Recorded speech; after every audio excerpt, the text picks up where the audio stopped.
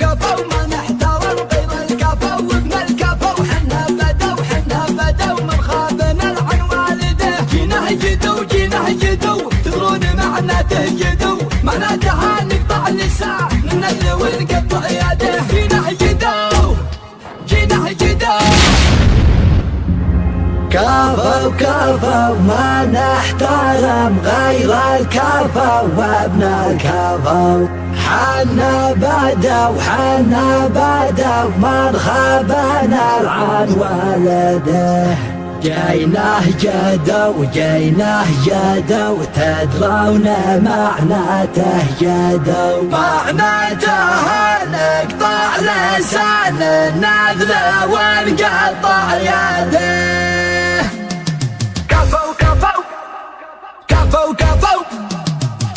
كفو ما نحترم غير الكفو وابن الكفو حنا بدو من خاف نلعن والده جينا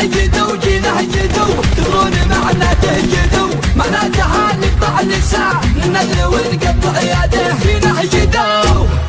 جينا هجدو تدرون معناته جدو معناتها نقطع لسان النذل ونقطع يده